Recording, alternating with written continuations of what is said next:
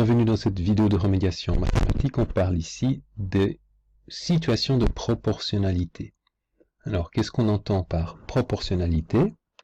C'est lorsqu'on est en présence de deux quantités, une quantité 1 et une quantité 2, et que pour obtenir la quantité 2 à partir de la quantité 1, on doit tout le temps multiplier par un nombre fixe, ce qu'on appelle aussi en mathématiques une constante. Alors, concrètement, qu'est-ce que ça peut vouloir dire?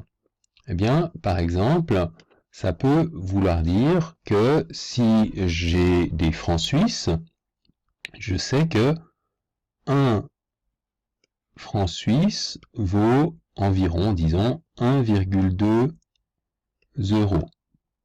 Question, combien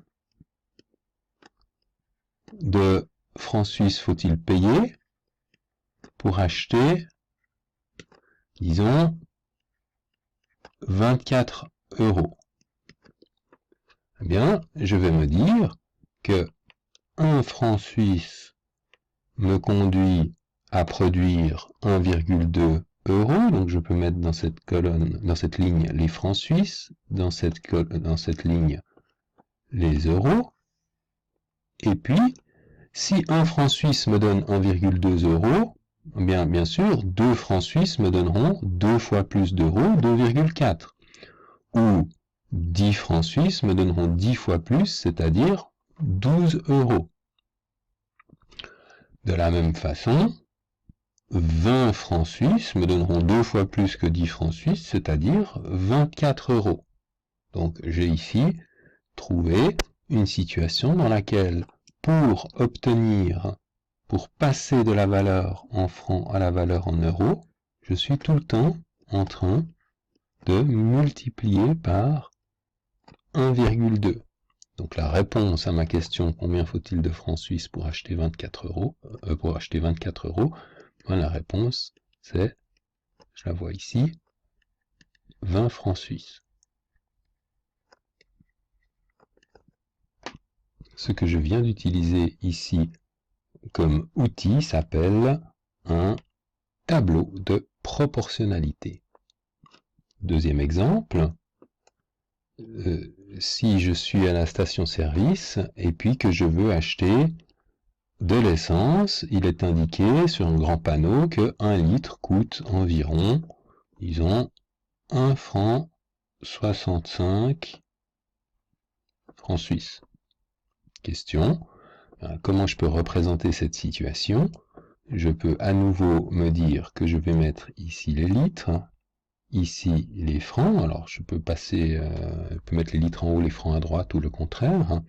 Et puis je peux représenter ma situation. Si je sais que 1 litre coûte 1 franc 65, eh bien sûr 2 litres coûteront 2 fois 1 franc 65, c'est-à-dire 3 francs 30, 4 litres coûteront 6 francs 60, etc.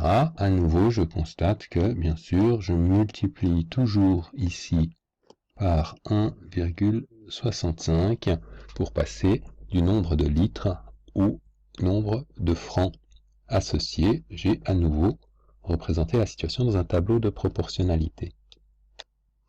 Si je généralise, je dis donc que deux grandeurs sont proportionnelles lorsque les valeurs de l'une s'obtiennent en multipliant par un même nombre non nul les valeurs de l'autre. Ce nombre est appelé coefficient de proportionnalité. Si je reviens ici, donc le 1,2 dans le cas des francs et des euros, ou le 1,65 dans le cas des litres et des francs, litres d'essence et des francs, est appelé coefficient de proportionnalité. Deux grandeurs sont proportionnelles. Deux grandeurs proportionnelles sont deux grandeurs qui varient dans les mêmes proportions. Ça, c'est exactement ce qu'on vient de voir. Ça explique le sens du mot proportionnel. Et dernier point, un tableau qui contient des données proportionnelles s'appelle un tableau de proportionnalité, on vient de le dire. Ce qu'on n'a pas encore vu, c'est la quatrième phrase. Une situation représentée par des points alignés avec l'origine du repère est une situation de proportionnalité. Si je reprends mes deux exemples précédents, donc pour le premier, je représente ici les francs, 1 franc, 2 francs, 3 francs, 4 francs, 5 francs, et verticalement, je représente les euros. Et puis, je vais me rappeler que j'avais dit que pour 1 franc, je devais payer, je vais mettre la même échelle ici, je devais payer un petit peu plus, donc 1 et 2 à peu près, 1,2 2 francs. Pour 2 francs, je devais payer 2,4 francs, donc je suis à peu près ici. Alors, tout à l'heure, j'ai fait pour 10, pour 20, pour ne pas faire un graphique qui s'étend trop, je reprends ici des nombres plus simples. Pour 3 francs, ce sera évidemment 3,6. Pour 4 francs, 4,8, donc un peu avant 5, ici, etc. Et on va se rendre compte que, si je continue avec 5, en réalité, toutes ces valeurs, si je les reliais, elles seraient toutes alignées sur une droite. Donc ceci, ça veut dire que les données sont alignées sur une droite, et en plus, cette droite passe forcément par ce qu'on appelle ici l'origine.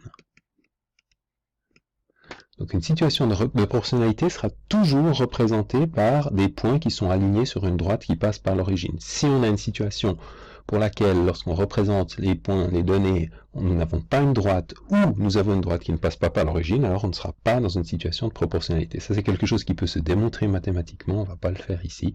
On va se contenter de présenter l'idée. Alors concrètement, si je regarde par exemple les graphes suivants, eh bien c'est très facile. Les données ici, ce sont ces 4 points.